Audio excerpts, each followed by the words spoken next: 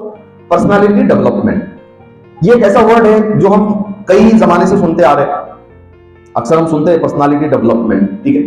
सो personality development सबसे पहले तो ये एक बहुत जनरल वर्ड है, बहुत ही जनरल वर्ड है, ये एक बहुत बड़ा वर्ड है। सिर्फ पर्सनालिटी डेवलपमेंट बोलने से पर्सनालिटी डेवलप नहीं होगी, उसके डीप में जाके उसके जो एलिमेंट्स है, पर्सनालिटी डेवलपमेंट के एलिमेंट्स, एक एक एलिमेंट हमको सीखना पड़ेगा, ठीक है। अब यहां पर्सनालिटी दो तरह की होती है। एक होती है फिजिकल पर्सनालिटी, जो कि मेरा अपीयरेंस है ना, कि मैं कैसे दिखता हूं, that is my physical personality.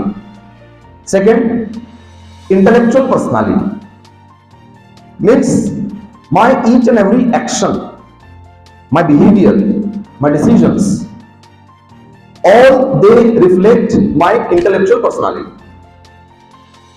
So today we'll talk about intellectual personality. और intellectual personality कैसे पता लगती है? जैसे मैंने कहा ना, through my behavior, through my decisions, how I deal with others, how do I handle a situation, ये सारी एक्टिविटी से पता चलती है मेरी इंटेलेक्चुअल पर्सनालिटी कैसी है, ठीक है।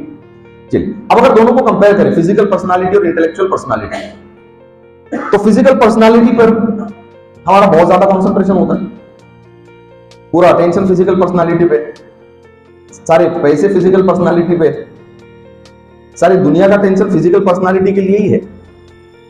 मैं दिखता कैसे हूं, मैं दिखती कैसे हूं, फिर कॉस्मेटिक का खर्चा, फिर महंगे महंगे कपड़े, है ना।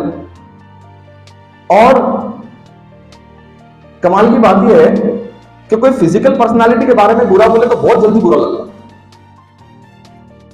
कोई इंटेलेक्चुअल पर्सनालिटी के बारे में बुरा बोले तो नजरअंदाज कर देते हैं।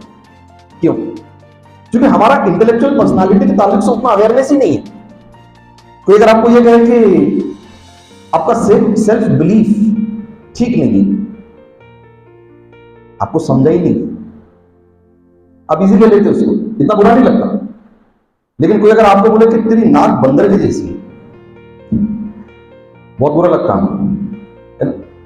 सो अगर ये दोनों पर्सनालिटी को कंपेयर करें तो फिजिकल पर्सनालिटी पे सारा हमारा अटेंशन, सारे रिसोर्सेस, सारी एनर्जी फिजिकल पर्सनालिटी पे स्पेंड हो रही है। इंटेलेक्चुअल पर्सनालिटी की तरफ हमारा बहुत कम ध्यान है। मैं नहीं कह रहा हूं कि ध्यान नहीं है, लेकिन कंपैरिजन में रेशो बहुत कम है, बहुत कम। मैं कहूंगा 98 और 2, इंटेलेक्चुअल पे 2% का हमारा अटेंशन है, 98% फिजिकल पर्सनालिटी में हमारा अटेंशन। अब दोनों के इंपॉर्टेंस क्या है? तो फिजिकल पर्सनालिटी मैं ये नहीं कहता हूं कि नहीं इंप्रूव करनी चाहिए, लेकिन उसके अपने लिमिटेशंस हैं। कुछ एरियाज है जहां पर फिजिकल पर्सनालिटी के बेनिफिट्स है, जैसे आप दिखने में अच्छे हो, फेयर हो, टॉल हो, मस्क्यूलर हो। कुछ एरियाज है जहां उसके एडवांटेजेस है। जैसे फॉर एग्जांपल अगर आप कोई ऐसे प्रोफेशन में हो जहां पर फिजिकल अपीयरेंस को ही फर्स्ट प्रेफरेंस दिया जाता है, अगर आपका फिजिकल अपीयरेंस ठीक है तभी आप उस प्रोफेशन में आ सकते हो, वरना नहीं आ सकते हो। वैसे कितने, ऐसा उंगलियों पे कितने जैसे गिनने जैसे प्रोफेशन है बस जहां फिजिकल अपीयरेंस की इंपॉर्टेंस है। लेकिन intellectual personality, every profession needs intellectual personality. Every profession में कह रहा हूं, आप कोई एक प्रोफेशन बता दीजिए मुझे जहां इंटेलेक्चुअल पर्सनालिटी डेवलप की जरूरत नहीं। यहां तक कि जहां फिजिकल पर्सनालिटी की रिक्वायरमेंट है उसमें भी इंटेलेक्चुअल पर्सनालिटी की जरूरत है ना। जैसे मिसाल के तौर पर फिजिकल पर्सनालिटी लोग कहां करते हैं, अगर मिलिट्री में जाना है, पुलिस में जाना है ना, या किसी को मॉडल बनना है, ठीक है। अब ठीक है, सिलेक्शन तो हो गया, यानी फिजिकल पर्सनालिटी के बिना पर सिलेक्शन तो हो जाएगा, लेकिन वहां सरवाइव करना और वहां ग्रो करना अब इंटेलेक्चुअल पर्सनालिटी की जिम्मेदारी है। सो माय क्वेश्चन इज, हम अपनी इंटेलेक्चुअल पर्सनालिटी पे कितना काम करते हैं? अब आप बोलोगे सर मैंने बहुत पढ़ा, मैं तो पीएचडी हूं, है ना भाई, पीएचडी हूं मैं, अब उसके बाद क्या है?